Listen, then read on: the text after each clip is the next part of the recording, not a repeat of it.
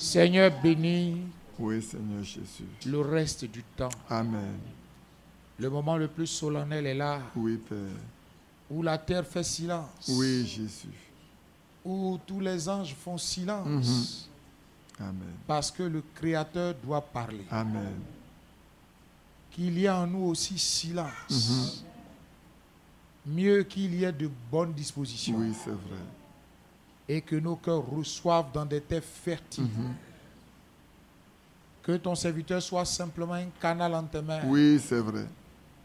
Il a pu préparer quelque chose, mais parle toi-même, Amen. selon ce Amen. que tu as prévu pour ton peuple, C'est vrai. et que nous repartions d'ici heureux. Oui, Jésus. Peut-être une seule phrase pour une seule personne, je ne sais, Oui. mais pourvoir aux besoins. Amen. Amen. Des frères sont connectés, des sœurs également. Que la connexion soit bonne Oui, Père. et qu'il n'y ait aucun problème technique. Que les témoignages soient rendus Amen. de ce que tu réponds. Amen. Comme ton serviteur l'a intitulé, les hommes posent des questions et Dieu répond par sa parole. Amen. Réponds encore aujourd'hui Oui, Jésus. et que nous soyons heureux.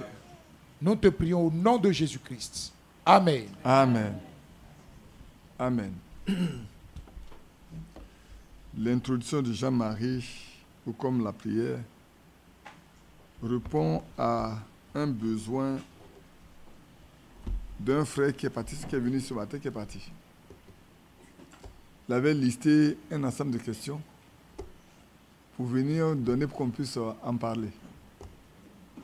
Il n'a pas eu le temps de poser sa question et il a tout reçu. Il venait poser des questions sur effectivement la nouvelle naissance et tous les autres éléments. Pendant tout le temps, il a écouté, mais il avait des questions. Bon, mais le Seigneur l'a satisfait. Il est parti. Il a une autre question qu'il va poser sur la plateforme. Il voulait poser la question, il voulait la poser. Non. Il faut la poser pour que tout le monde puisse bénéficier de sa réponse. Donc, comme ils sont vers Divo, il est parti avec sa femme. Ils vont me poser la question, on verra c'était puis après on répondra. Maintenant, si d'autres personnes ont aussi des questions par rapport à ce dont on a parlé, que Dieu soit loué simplement, cela nous permettra d'avancer. Amen. Dieu soit loué de ce que nous soyons encore réunis cet après-midi. Donc, tu te prépares. Je lis juste une partie de choses que je n'ai pas lues ce matin. Je le lis simplement. Et puis après ça, on va écouter les 5 minutes de Frère Franck pour que tout le monde sache pourquoi nous faisons ce que nous faisons et pourquoi nous devons aussi le faire, nous tous. Vous aimeriez avoir ces moments où vous pouvez l'entourer. Bon, il parlait d'une femme, mais ce n'est pas ce qui est important. Et quand un homme vous frappe sur une joue, nous parlons des fruits de l'esprit. Nous parlons de la nature qui est en nous. Alors, quelle nature allons-nous adopter? Quelle nature allons-nous présenter? Quelle attitude allons-nous adopter? Quand un homme vous frappe sur une joue, est-ce que vous êtes obligé de répondre? On n'est pas obligé de répondre, on ne va pas le couper avec notre canif. Si un homme vous frappe sur la joue, dites, mon frère, pour quelle raison avez-vous fait cela? Voilà la question qu'il faut poser. Non pas que nous soyons prêts à dire qu'il est bon de donner que de recevoir. C'est vrai. Le Seigneur nous demande de donner, mais pas de donner des coups. Parce qu'on a reçu un coup. Le chrétien ne donne pas un coup. Nos mains doivent être des mains converties. Pourquoi? Parce que le croyant doit pouvoir imposer les mains aux malades pour que les malades guérissent. Vous savez, moi, on a l'habitude de le faire, hein, mais c'est, je crois, cette semaine passée que ça m'a frappé. Ils imposent les mains aux malades. Ils n'avaient pas parlé de prière, ils imposent les mains aux malades, les malades sont guéris. Et j'ai compris pourquoi, quand l'apôtre Paul, on prend un mouchoir pour aller simplement le toucher son corps, qu'on prend ce mouchoir pour aller l'imposer à un malade ou à un démoniaque, le démon sort, ou le malade est guéri. C'est hier samedi, mais c'est vendredi. Vendredi, on a eu On a eu la même expérience encore avec la maman de... Comment il s'appelle là? De Francis. Pour qui on avait pris une fois. Et là, c'était assez difficile. Je crois qu'elle était à Boisseau. Et on a appelé Francis que sa maman, ça n'allait pas du tout, du tout. Elle avait commencé par une diarrhée simple, et puis après ça a aggravé, et puis après elle ne pouvait plus parler. Et maintenant, on l'a amenée à l'hôpital. C'est comme quelqu'un qui délire. Et les enfants étaient tous désemparés, ils ont appelé leur frère. Et puis il m'a appelé. Je lui ai demandé de donner mon numéro de téléphone à ses frères là-bas. Et il y a un des frères qui est converti. Donc il lui a donné mon numéro, il m'a appelé. Je lui ai dit ce que tu as. Est-ce que tu as ça à ta maman? Il a dit non, il n'a pas accès à sa maman. Puisque derrière les mains des médecins, les médecins ne veulent pas que quelqu'un rentre. J'ai dit bon. Est-ce que tu as un mouchoir? Il dit, tu n'as pas de mouchoir. Tu n'as pas de Kleenex entre les mains d'ici. Tu n'as pas encore utilisé, tu as dit, bon, ok.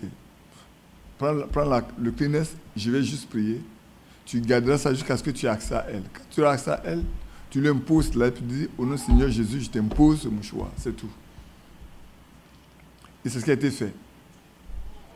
Et le soir, elle est revenue à elle-même. Au point de demander au médecin de la laisser partir à la maison. Ils lui ont dit, non, on va te garder en observation jusqu'au demain matin. Jusqu'au samedi matin. Bon, je n'ai pas osé aller l'appeler pour savoir comment ça s'est passé. Mais jusqu'au soir, vendredi soir, elle était parfaitement bien. Elle me demandait à rentrer à la maison. Donc, frère, sachez que nos mains là, nos mains, Dieu veut les bénir. Donc, ce n'est pas les mains avec lesquelles on doit frapper quelqu'un. Il y en a qui frappent leur femme à cause de la jalousie ou des problèmes. Et tout. Même les enfants, on dit ça avec la verge.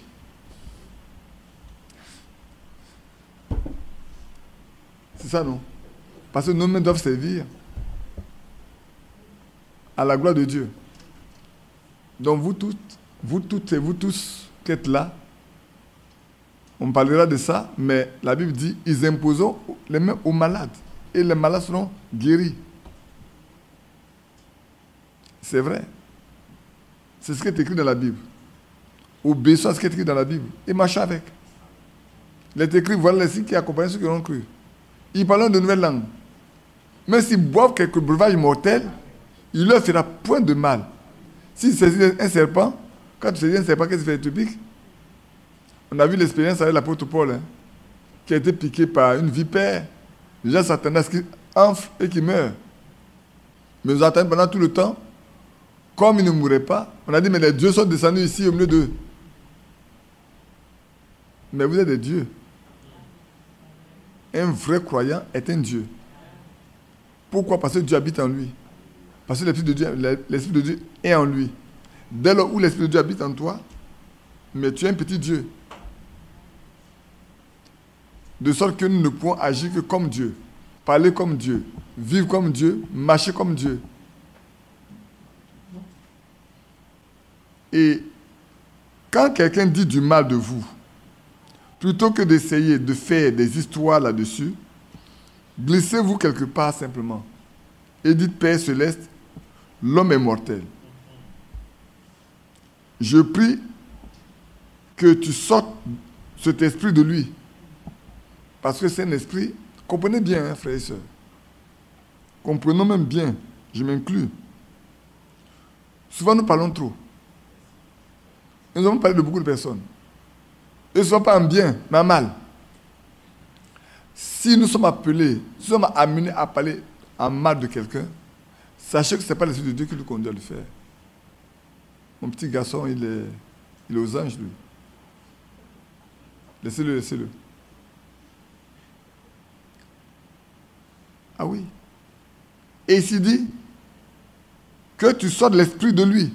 Cet esprit qui le conduit à parler mal de moi là. Que tu le sors de lui. Quand tu sortas cet esprit qui a conduit à parler mal de quelqu'un, il ne fera plus cela. Et voilà la position que nous devons avoir. Voilà le fruit que nous devons porter. Pas que nous mettons nous aussi à jaser, à parler, à nous plaindre. Non. Nous devons être plutôt compatissants. Et avoir pitié. Je dis toujours, frère, quand quelqu'un commence à mal faire, ayez pitié de lui. Parce que c'est dans ce mal-là, il meurt. Rien n'a changé en lui. il va complètement en enfer. Il a choisi un chemin qui l'amène à sa destinée finale. Il n'y a pas moyen de revenir en arrière. Donc nous devons être compatissants pour prier, pour parler à Dieu, pour que Dieu lui fasse grâce et fasse miséricorde. C'est vrai, je sais que c'est difficile. On dira seulement, nous sommes des chrétiens, mais nous sommes encore humains. Mais que Dieu nous aide à sortir de notre humanité. Que vraiment Dieu nous aide à sortir de notre humanité afin de rester spirituels, être des hommes spirituels, des femmes spirituelles, des vrais croyants qui marchent avec Dieu, qui ont expérimenté Dieu et qui savent quoi faire pour accomplir la volonté du Père. Et ça, c'est important. C'est ce qui est dans votre cœur qui compte. La fois dernière, je vous ai lu le passage de Psaume 139.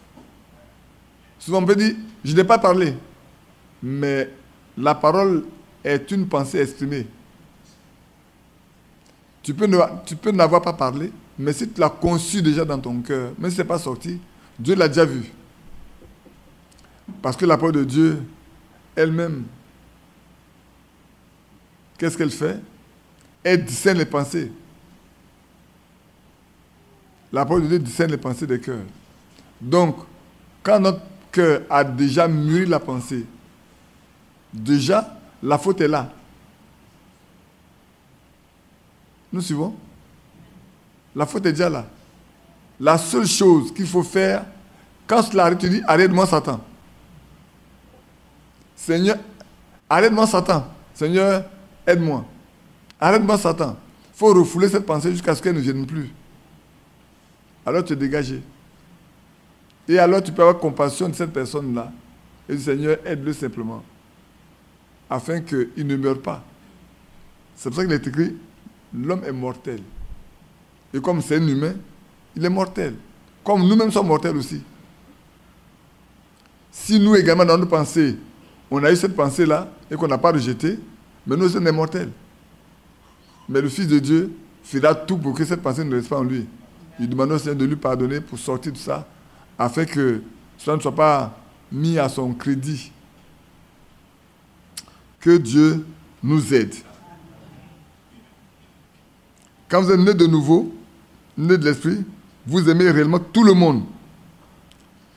Amen. Vous n'aimez pas leurs habitudes, mais vous les aimez. Oui, c'est vrai qu'il y a des enfants, il y a des gens, il y a des personnes avec qui vous êtes. Ils ont une mauvaise manière de faire. Peut-être, je ne sais pas si, je ne dirai pas le nom du frère. Il y a un frère qui a eu un gros problème avec sa fille, qui est sorti de la maison et qui a passé une nuit dehors. Elle est revenue à une grossesse. Et les autres ne veulent pas de leur soeur à la maison. Il m'a appelé, j'ai dit, frère, qu'est-ce qui te pousse à mettre l'enfant dehors? Il dit, c'est les autres. J'ai dit, bon, tu dois leur parler. Est-ce que quand nous péchons, le Seigneur nous rejette automatiquement? Quand nous fautons là, est-ce que le Seigneur nous rejette également? Comme ça. Il nous jette dehors. Ou bien, le Seigneur attend que nous nous repentons, parce que le Seigneur ne veut pas que le pécheur meure. Il veut qu'il se repente pour avoir la vie. Donc si le Seigneur ne t'a pas jeté, toi, quand tu as fait des erreurs, les autres, quand ils n'ont pas fait des erreurs, ce n'est pas ça qui est trop grave. C'est grave, c'est vrai, mais c'est pour ton témoignage. Tu as peur de ce que les gens diront de toi. Il dit oui, il dit mes frères. Ce que les gens diront de toi là, c'est pas ce qui est important. Hein. Mais quand tu la mettras Dieu, si elle meurt, tu veux qu'est-ce que les gens diront aussi? Donc laisse-la venir à la maison, aimez-la, mais n'aimez pas là qu'elle a posé. Et ça, je le dis pour nous tous. Que Dieu nous aide, nous tous. Hein. Parce qu'on est tellement prêts à mettre les enfants dehors pour un oui, pour un non, à cause de notre propre témoignage. On dit nous sommes des chrétiens, et voilà comment vivent nos enfants. On est des chrétiennes, et voilà comment vivent nos filles et nos fils. Et pour cela, pour garder notre témoin pur, on va le mettre dehors. Mais cela va encore salir parce que lui, il a mal fait, et vous faites pire que ça. On dit, et cela, on dit, chrétien, mais il a mis leur enfant dehors parce qu'il a péché. Est-ce que Dieu les rejette eux-mêmes? Que Dieu nous aide, frères. Donc, restons loin de ces choses du monde et gardez-vous sans tâche. La seule façon pour vous de faire cela, c'est lorsque cela vient de l'intérieur. Que de notre profondeur, de notre âme, nous sachions accomplir la volonté de Dieu. Nous laissons le Saint-Esprit lui-même exprimer la nature qu'il a en nous. Et nous ne tomberons pas, simplement. Si Dieu le fait en nous, nous serons très très forts par sa grâce. Et ça met ça sur chacun de nous jusqu'à la fin.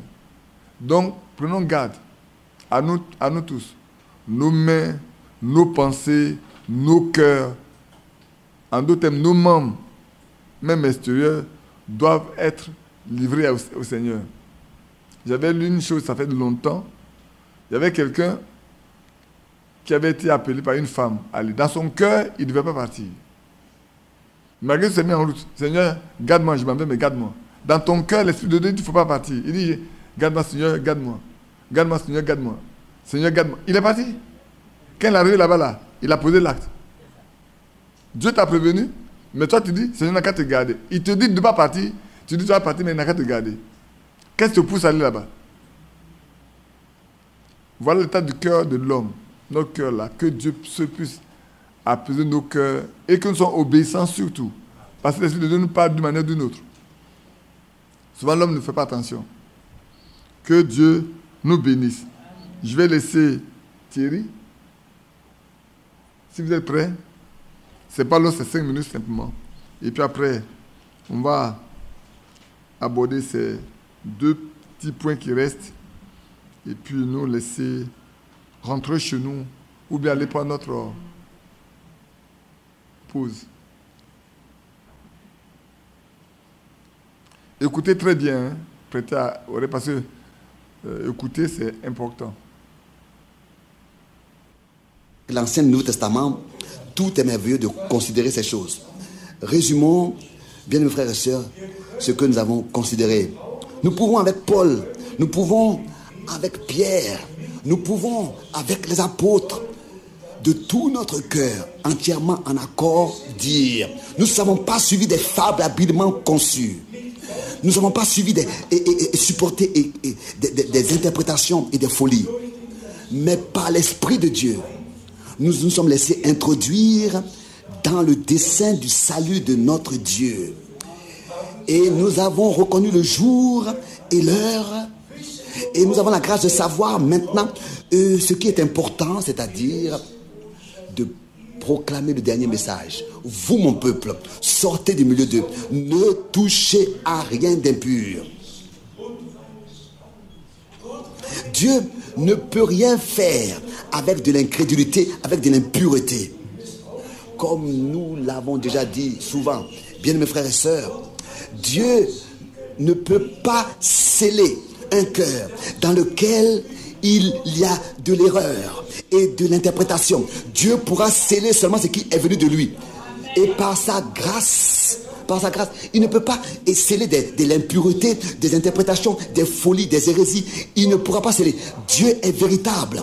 Il ne peut que sceller. Et l'Esprit de Dieu vient sur nous, pas seulement pour que nous soyons loin, mais pour établir sa demeure et nous ramener dans l'état qui existait dans l'église primitive, et que nous soyons vraiment remplis de cet esprit, scellés de cet esprit pour le jour de la rédemption, le changement de nos corps. Bien mes frères et sœurs, recevez tout dans vos cœurs. Nous avons besoin de patience et de paix. Mais dans ce temps de l'attente dans lequel nous sommes, il nous est demandé de l'obéissance et de la foi, marchant avec le Seigneur jusqu'à qu'ensemble nous atteignions le but et qu'ensuite nous soyons auprès du Seigneur pour toujours. Et ça aussi, je voudrais le dire, alors que le frère Branham, n'est-ce pas, avait reçu l'ordre de ne plus entreprendre ce voyage et de ne plus non plus aller à Zurich. Il mentionne Zurich directement le 1er avril 1962. Et ensuite, il a reçu l'ordre. Non, retourne à Jeffersonville et emmagasine la nourriture. Et il a dû dire que c'est seulement ici, dans l'église natale, que je peux prêcher librement tout ce que j'ai reçu, Seigneur. Quand je vais dans d'autres villes, je dois faire attention à l'église, je dois tenir compte de ceux qui m'ont invité, etc. Il était un homme très poli. Ça, je le fais aussi. Je viens doucement avec la vérité, mais complètement à la fin, les choses deviennent sérieuses. Complètement à la fin, on est obligé de dire certaines choses. Et ça aussi, je dois le dire, bien mes frères et sœurs, alors, en tant que le plus petit, parmi tous ceux qui ont reçu la grâce de recevoir un ordre du Seigneur, ce que le frère Branham disait était le 1er avril 62. Et ce que le Seigneur m'a dit a été le 2e avril 62. Très tôt le matin. Et il m'a donné l'ordre d'aller de ville en ville pour prêcher la parole et d'emmagasiner la nourriture et ensuite de la distribuer. Regardez la table des brochures. Regardez les prédications de frère Branham. Regardez, s'il vous plaît. Lisez les prédications de frère Branham. Lisez, prenez le temps. Lisez les brochures. C'est ça le message. Et c'est comme ça que frère Branham est allé dans toutes ces choses concernant aussi notre vie personnelle, notre préparation, notre marche, notre vie quotidienne. Il a repris les sœurs, il a repris les frères, il a repris toute notre vie, tout ce que nous devons faire, comment nous devons vivre pour plaire au Seigneur. Lisez les brochures, c'est ça notre préparation. Il y a des choses que moi, frère Branham est rentré dans tous les détails. Moi, je ne peux pas le faire. Moi, il m'a été donné d'exposer la partie prophétique et l'enseignement qui concerne l'Église dans la prédication. Mais frère Branham, il lui a été donné le ministère de correction. Il est rentré même dans notre vie personnelle pour que nous puissions vraiment mettre de l'ordre et nous préparer pour le retour de Christ et que nous soyons apportés en accord avec la parole de Dieu. Et ensuite que le Seigneur soit remercié de ce que nous avons cette nourriture spirituelle que nous consommons. C'est peut-être raison que l'ordre qui est exécuté est vraiment de deux manières. D'abord, c'est d'aller de pays en pays et de ville en ville pour prêcher la parole. Et cela, je l'entends encore dans mes oreilles, aujourd'hui encore, de prêcher l'évangile. Et pardon, de prêcher la parole. Prêche ma parole, prêcher la parole. D'aller de ville en ville pour prêcher ma parole. Et ensuite, la deuxième partie, c'est la nourriture. Distribuer la nourriture. Donc les deux, la prédication de la parole. De pays en pays, de ville en ville. Et ensuite, d'éditer des brochures de frère Branham. Et depuis l'ouverture des 7 sceaux, nous avons reçu toutes les prédications qui ont été tenues. Si ce n'était pas tout le même sujet, nous avons traduit toutes les brochures pour que nous puissions trouver du temps à la maison, vraiment lire les brochures dans la prière et nous examiner nous-mêmes et nous préparer réellement dans la pratique pour le retour de Christ. Voilà. Amen. Je pense que chacun de nous a retenu la chose la plus importante. Si je demandais à quelqu'un de nous résumer la partie la plus importante, c'est quoi? Aladé, je te regarde en face. Donne le micro.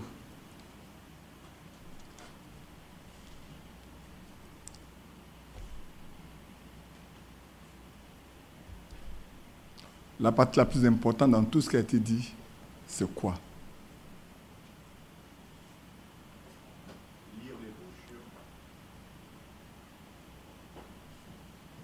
Lire les brochures, parce que c'est ça le message. Pour nous préparer à la rencontre du Seigneur.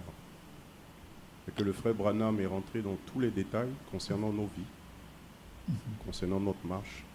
Nous devons lire les brochures. C'est l'essentiel de ce qui a été dit. Que Dieu te bénisse. C'est vrai, le premier point, c'est que nous devons reconnaître le jour dans lequel nous sommes. Si nous ne reconnaissons pas le jour dans lequel nous sommes, nous ne saurons pas ce que Dieu fait et Dieu a donné. Et c'est important que chacun de nous le sache. C'est pour ça qu'il y a un message de frère Branham, on a dit reconnaître le jour. Vous avez dit le jour, mais en fait, dans la tradition normale, reconnaître votre jour et son message. le jour dans lequel vous êtes et son message. Et comme tu l'as dit, restons purs. Purs. Et cette pureté ne peut venir que de la parole de Dieu dans notre cœur. Personne ne peut être pur en dehors de la parole de Dieu. Et Dieu ne donnera pas son esprit à quiconque n'est pas pur dans son cœur. Parce que cette pureté n'a lieu que si la parole de Dieu demeure vraiment en nous. Tout à l'heure, je parlais de nos façons de réagir, d'agir, de penser. La parole, c'est une pensée exprimée. Et elle vient du cœur. Et ce cœur-là n'a pas été purifié, nettoyé, gardé pour Dieu. Frère, nous pouvons aller à l'église pendant tout le temps. Cela n'aura rien fait. C'est pour ça que la nouvelle naissance dont nous parlons est très importante. Très, très importante. Très importante. Et aujourd'hui, il nous est demandé de lire. Et ce n'est pas maintenant. On en a parlé depuis. Vous prenez la lettre circulaire de janvier 1992. Où Frère Franck a dit clairement là-dedans encore, lisez les brochures, lisez-la et sondez la parole. Et vous n'aurez pas de détresse spirituelle. Aujourd'hui, beaucoup ont une détresse spirituelle parce que les deux ne sont pas faits. Frère, vous ne pouvez pas séparer la lecture des brochures de la parole. Vous devez lire les deux. Mais les deux face à face, les lire. Afin de mieux appréhender ce que Dieu nous a donné cette fois-ci. Et c'est important. Très, très important, comme tu l'as dit. Il a même dit, c'est là la préparation. C'est ça la préparation. Lire les brochures, manger ce qu'il y a dedans, c'est ça la préparation. Parce que le frère est parti dans tous les détails de notre vie pour que nous sachions comment nous corriger, comment nous laisser corriger, comment marcher dans la pureté avec Dieu. Il n'a pas laissé un seul côté. Il a travaillé sur tous les plans. Ça, aujourd'hui, on le sait quand on lit. Hein. Quand on parle même de la nouvelle naissance dont nous allons parler aujourd'hui, on se rend compte très bien que tous les aspects de notre marche ont été abordés. Le commencement même. Comment on commence? Comment on grandit? Comment on finit? Et le processus dont on a parlé, c'est que la finalité du processus, c'est le baptême du Saint-Esprit. C'est ça qu'il a parlé tout à l'heure. Dieu ne peut pas sceller un cœur si ce cœur n'est pas pur auparavant. Mais ça passe par d'abord la nouvelle naissance. Vraiment que Dieu nous aide à comprendre le temps dans lequel nous sommes et ce que Dieu nous a donné aujourd'hui. Ça n'est pas pour faire la religion. Il y en a qui prennent ça pour faire la religion. Mais nous ne faisons pas la religion avec ce que Dieu nous a donné. Comprenons que ça, c'est pour nous préparer pour aller rencontrer notre Dieu. Ça doit être très clair pour chacun. Franchement, je vais insister là-dessus. Ça soit très clair. Femmes, hommes. Je fais exprès par moment pour lire depuis longtemps, depuis Williamsville. Je faisais exprès pour lire les brochures, les lettres circulaires à la chaire pour amener des gens à comprendre. Il y en a qui ne savent pas lire. Ceux qui ne savent pas lire, il faut lire pour eux. Où on prend l'intérieur, ce qui est primordial, on le donne. Comme ici, on s'est contenté de prendre cette partie-là qui est assez importante. Beaucoup de choses peuvent être dites. Mais pour nous dire aujourd'hui, lisez, c'est notre préparation. C'est ça votre préparation. Lisez. Quand vous lirez, en lisant, faites attention à ce qu'il y a dedans. Et comparez. Alors faites l'inventaire chaque fois. J'ai envoyé ce thème-là. Comme les comptables aiment bien le faire chaque fin d'année. Le comptable, chaque fin d'année, il faut un inventaire. Maintenant, c'est tous les trimestres qu'il faut l'inventaire pour regarder dans les stocks, dans ceci, dans cela, est-ce que tout est bien, il n'y a rien qui a manqué, on n'a pas pris quelque chose. Oui, nous aussi, on a besoin de faire l'inventaire chaque instant pour voir est-ce qu'on évolue ou est-ce qu'on recule. On avance ou on recule. Est-ce qu'on fait des progrès? Ça, Jésus a cherché, hein. C'est dans 2 Thessaloniciens où il a parlé des progrès des Thessaloniciens. C'est dans 2 Thessaloniciens. Le chapitre, je crois, je vais regarder, j'ai lu ça tout à l'heure, pour que nous sachions si nous faisons vraiment des progrès. Ça, c'est le premier, c'est le deuxième. C'est le deuxième, le chapitre 2, c'est ça, non? Chapitre 1, verset 3, oui. Nous devons, frères, rendre continuellement grâce à Dieu à votre sujet comme cela est juste, parce que votre foi fait de grands progrès et que l'amour de chacun de vous, tous à l'égard des autres, augmente de plus en plus. Et ça, c'est important qu'on fasse des progrès évidents, que les hommes voient nos progrès et que l'amour que nous avons les uns pour les autres soit évident. Les gens se rendent compte que nous nous aimons. Parce que le Seigneur a dit, c'est au vu de l'amour qu'on saura que vous êtes mes disciples. C'est en vous aimant les uns les autres. Et tout à l'heure, on a lu, l'amour, il aime tout le monde. L'amour ne fait pas quoi? Comment? Oui, l'amour est gentil. Et tout ça, on a lu ça le matin. Et on reste dans le cadre de ce que nous devons nous aimer et être gentil, être doux, être patient, être humble. C'est important. Voir les caractéristiques des choses qui elles sont en nous, donnent la possibilité à Dieu de venir vers nous pour nous donner de son esprit. Non pas seulement que nous sommes là, puis on manifeste des dons et puis après c'est fini. Non, non, non. Qu'il habite à nous. Il a dit, je ne vous laisserai pas orphelin, je suis avec vous et je suis même en vous. Que ce consolateur soit vraiment dans le cœur de chacun de nous. Amen. Je lirai ici deux choses simplement dont Frère Branham a parlé. Également, dans ce sens-là, je lis ce paragraphe. Ayez le courage de prendre la parole de Dieu et de vous y accrocher et de dire qu'il en est ainsi. Ayez le courage de prendre la parole de Dieu et de vous y accrocher et de rester ainsi. Et c'est vrai. Prenez seulement la parole et marchez une fois avec elle. Tenez-vous-en à cette parole et voyez le résultat. Dites au diable qu'il est un menteur. Chaque fois que le diable vient, lui dit il est menteur. Vous voulez marcher uniquement avec la parole de Dieu. Et alors vous allez regarder, vous-même vous allez constater le résultat. Comme on le disait tout à l'heure des Thessaloniciens, leur progrès était évident pour tout le monde. Leur foi était réelle. Et on peut parler de ça. Et même quand vous lisez 1 Thessaloniciens chapitre 1, vous allez voir que le témoignage de leur foi est parti jusqu'à Macédoine, jusqu'à l'Achaïe. Au milieu des persécutions, au milieu des outrages, ils n'ont pas baissé la main. Ils n'ont pas résisté aux hommes, mais ils ont gardé leur cœur entre les mains du Seigneur pour marcher, pour souffrir, pour accepter tout. La seule chose, c'est que leur vie plaise au Seigneur. Nous avons la possibilité aujourd'hui de servir Dieu, non pas dans les persécutions, non pas dans les outrages. Profitons-en. Peut-être un jour viendra où on ne pourra pas avoir le temps comme ça, de nous réunir. Et maintenant qu'on a le temps, frères, profitons-en et marchons avec lui. C'est important.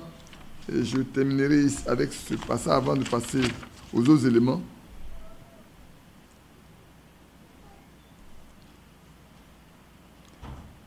Restez avec la parole. C'est le cordon de la vie aujourd'hui. Sachez qu'il y a des esprits qui viendront après un certain temps, qui chercheront à séduire tout le monde, presque. Mais si nous restons attachés à la parole de Dieu, nous allons discerner ces esprits-là. Et alors nous saurons qu'ils ne sont pas de Dieu. Il n'y a pas de laisser séduire. Il en sera de même pour ces hommes à l'esprit éprouvé en ce qui concerne la vérité. Mais restez avec cette parole. La parole du Seigneur vient aux prophètes. Ce sont eux qui l'apportent. Et nous croyons les prophètes. Amen. Donc, frères, ici et là, comme nous venons d'écouter au nom de frère Franck, quand il nous dit de lire, c'est parce qu'il sait que c'est conforme à la parole de Dieu. Il sait ça en liaison avec. Il n'avait pas nous demander de lire. Maintenant, lisons et sondons les Écritures pour qu'on sache exactement ce que la Bible nous demande. Nous, on a le privilège d'avoir ça.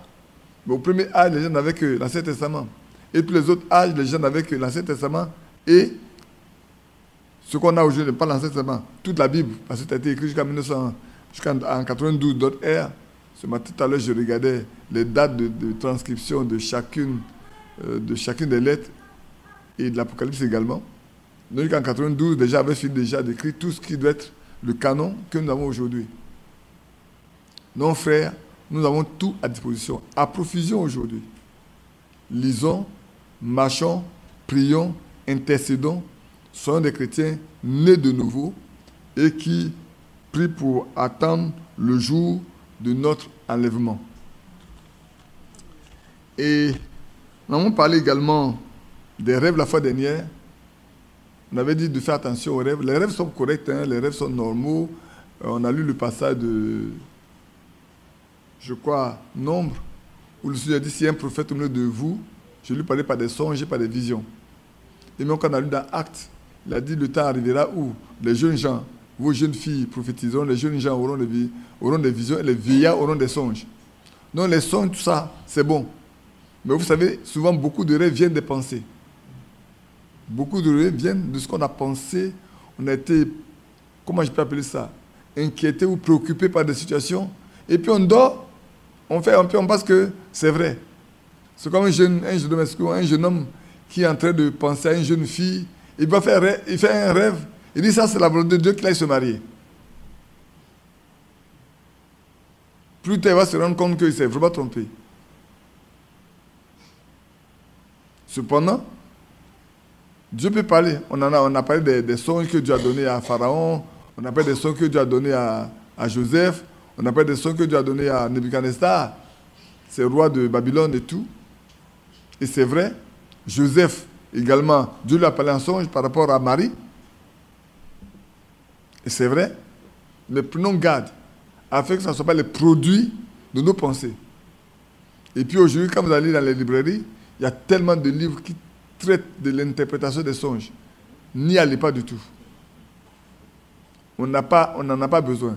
Si Dieu parle, il va interpréter, lui-même il va dans le sens. Ça c'est clair. Si Dieu vous donne un vrai songe, vous le comprendrez. Si vous ne le comprendrez pas, vous allez attendre jusqu'à ce que ça s'accomplisse. Il y a des choses que Dieu peut vous montrer aujourd'hui et vous pensez que c'est... Vous pouvez même oublier.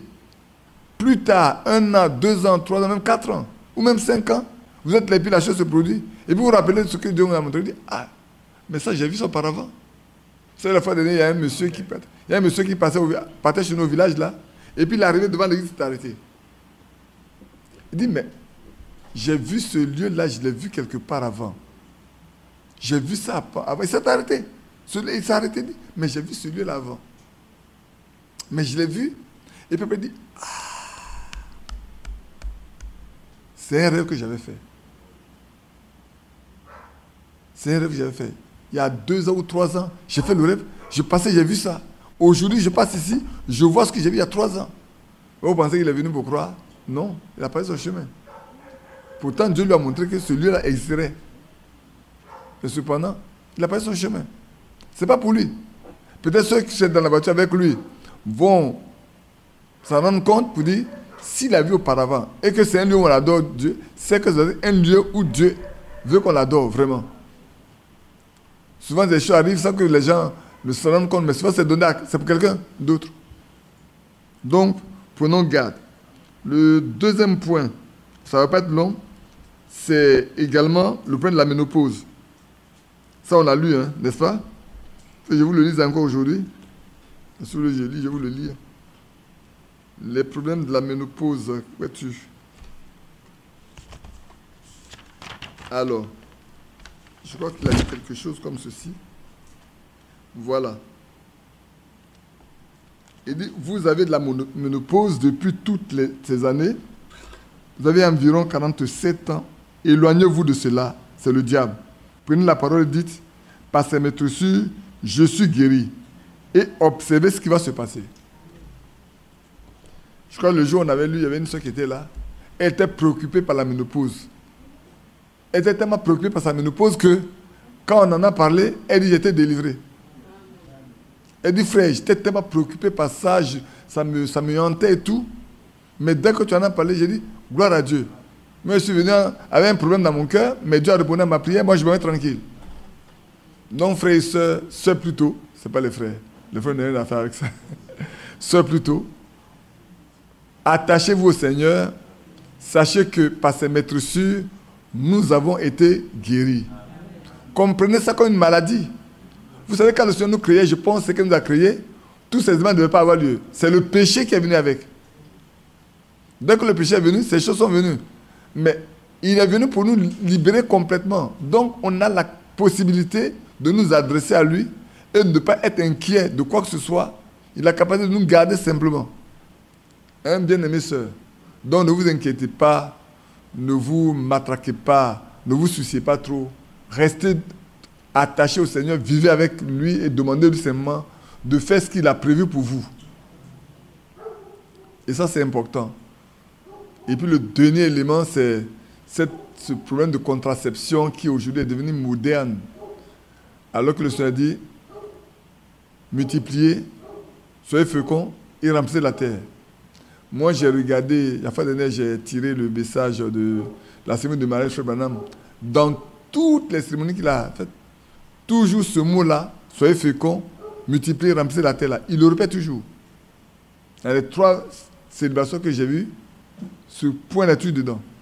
Pour bénir le couple, il dit soyez féconds, multipliez, remplissez la terre. C'est l'ordre que Dieu a donné. C'est vrai que le monde actuel est difficile. Les enfants, l'entretien des enfants coûte très cher. C'est vrai, les études coûtent cher aujourd'hui. C'est vrai. Mais si vous n'en voulez plus, demandez à celui qui vous a donné la possibilité là de vous en éloigner. Et puis, de façon naturelle, on connaît également, Dieu a donné une période qu'on doit connaître, qui fait que le couple doit s'étudier, comprendre et se mettre ensemble et d'accord. Donc, pour ça également, comme je vous l'ai dit la fois dernière, c'est un problème, c'est un sujet qui doit être débattu entre le couple, à l'intérieur du couple. Si c'est de cette manière qu'il veut l'arrêter, bon, personne ne la condamnera. Mais sachez que moi, personne ne peut me demander, comme Frère Branham pourrait dire, il n'est pas pour la contraception. Aucun chrétien ne va être pour. Mais si c'est un problème qui doit amener des situations difficiles dans la vie de la femme, oui, on ne peut pas faire autrement, parce qu'on veut vivre avec sa femme, on ne veut pas la laisser mourir. Si les grossesses doivent entraîner des difficultés dans la vie de la sœur, s'il vous plaît, prenez la décision qui convienne en comptant sur le Seigneur. Et ça, c'est important. C'est très important. C'est des sujets qui se discutent en couple. Maintenant, aujourd'hui, pourquoi j'en parle? Parce que c'est devenu moderne ailleurs dans le monde où les femmes s'adonnent à cœur joie. Même nos sœurs rentrent dedans, en Europe. C'est vrai qu'on n'en parle pour leur dire qu'elles fassent attention. Beaucoup ne lisent pas. Si elles lisaient les brochures de Frère Branham, ils allaient comprendre que des questions étaient posées à Frère Branham là-dessus. Il a répondu en disant que c'est un problème de couple. Alors, une femme ne peut pas décider d'elle-même pour dire, moi, j'arrête de faire des enfants, alors que son mari va dire, moi, je vais faire des enfants. C'est un problème d'être décidé ensemble. Maintenant, si c'est une situation qui est difficile pour les deux, alors les deux s'entendent pour prendre la décision devant Dieu. Parce que quand vous vous mariez, vous êtes d'accord pour vivre devant le Seigneur dans la pureté, dans la sainteté, en vous faisant confiance l'un de l'autre, jusqu'au jour de votre séparation. Quand il dit votre séparation, ce n'est pas que vous allez vous divorcer. Au jour où le Seigneur lui-même vous sépare. C'est le jour où il vient prendre l'un d'entre vous. Maintenant, s'il donne la possibilité de vivre jusqu'au jour de l'enlèvement, c'est une bonne chose, mais qui sait? Qui sait? Donc, bien aimés frères, j'ai voulu qu'on résume ces choses pour que ça soit beaucoup plus clair, parce qu'on a lu dans tous les sens, on a lu beaucoup de choses éparpillées, et j'ai voulu qu'on les regroupe pour nous aider à mieux comprendre, à mieux saisir et à marcher avec. C'est le temps où chacun de nous doit être certain de sa position en Christ. Hier encore, j'en parlais à des jeunes gens qui sont venus rendre visite. Thierry était là. J'ai dit, ce n'est pas la peine de discuter de problèmes de l'Église. On n'a pas le temps de discuter des problèmes de l'Église. On a juste le temps de dire quelle est ma position aujourd'hui avec Dieu. C'est ça qui importe. Si je discute de tous les problèmes de l'Église et que moi, ma position n'est pas bonne, après, ça servait à quoi? Rien du tout. Je n'ai nulle part avec. Nulle part. S'il y a des problèmes que je confie ça dans les mains du Seigneur, c'est lui qui décide de tout. C'est lui qui règle tous les problèmes. Alors, quand le temps viendra de régler, il s'en occupera. Les hommes peuvent vouloir faire quelque chose, mais ce n'est pas la volonté de Dieu, ça ne marchera jamais. Parce que lui, il est Dieu. Il sait ce qu'il fait. Que Dieu vous bénisse. Je pense que cette demi-journée, elle n'est pas longue, vous voyez. On a de 15h1, de 15h15 à 16h02. Moi, j'ai fini. Que Dieu soit loué. On va juste se lever tous ensemble. Oui? Attendez. On pose la question. C'est un médecin. Hein?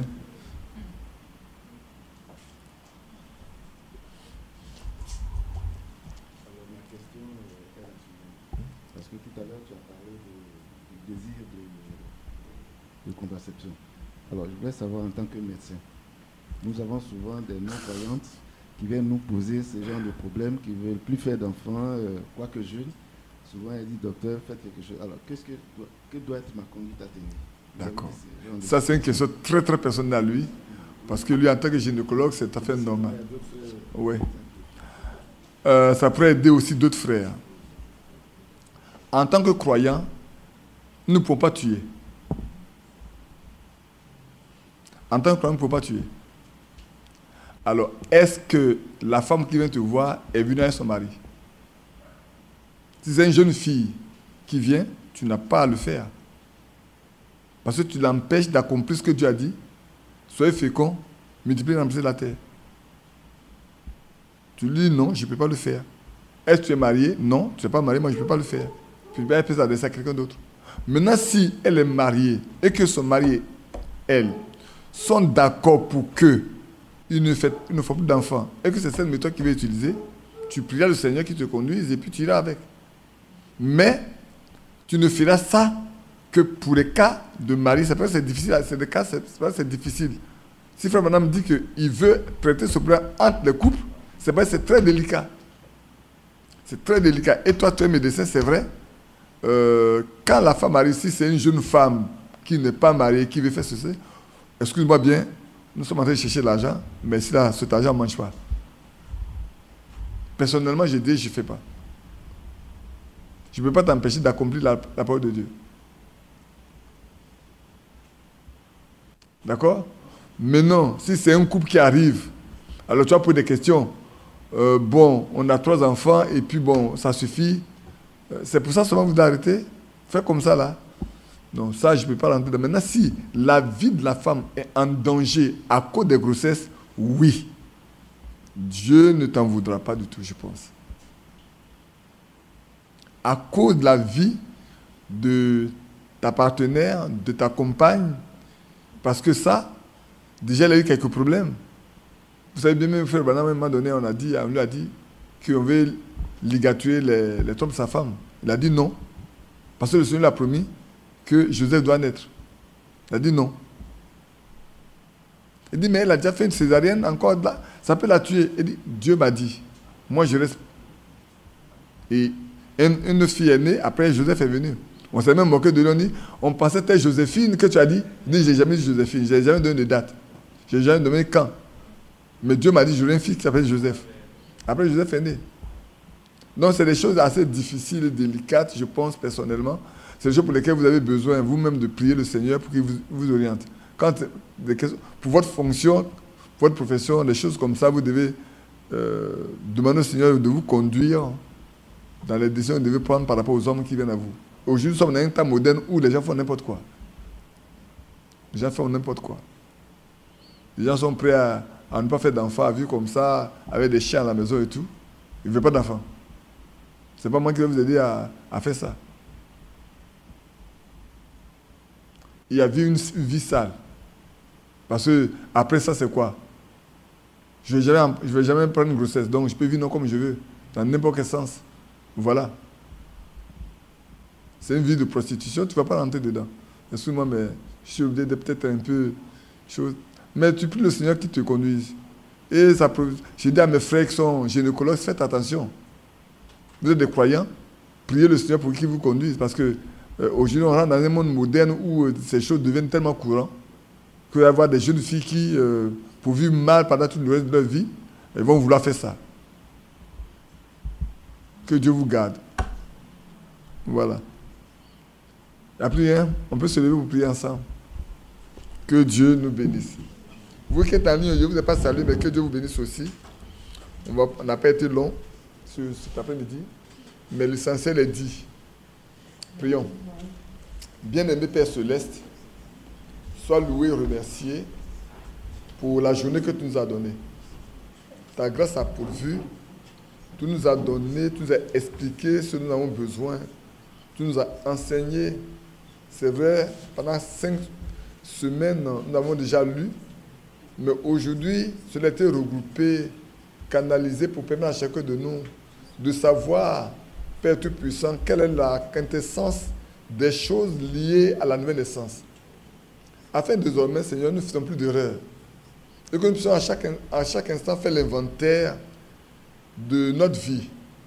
Et savoir que le temps est venu où chacun de nous doit s'attacher fermement à cette parole. Cette parole qui transforme, cette parole qui fait naître de nouveau. Cette parole qui donne une nouvelle nature. Cette parole qui nous donne d'être en connexion avec Dieu. Cette parole que le Seigneur vient sceller, comme nous l'avons écouté dans l'intervention du frère Franck. Parce que Dieu ne viendra pas dans un cœur impur. Ce n'est pas un cœur souillé. C'est un cœur qui est rempli de la parole de Dieu, qui connaît la parole de Dieu, qui veut vivre de la parole de Dieu. C'est dans ce cœur que tu viendras et c'est le cœur que tu as scellé pour le jour de la rédemption. Bénis ceux qui sont en ligne. Bénis ceux qui écouteront plus tard. Bénis nous qui sommes là, qui avons écouté également. Rends cela clair pour chacun de nous, afin que nous marchions et nous vivons pour toi seul. Père, tu nous as appris comment réagir en des temps, en produisant des fruits dignes de la repentance. Notre Dieu, fais de nous des disciples de Christ et que ta vie soit pleinement dans le cœur de chacun de nous. Sois loué et remercié au nom de Jésus-Christ. Amen.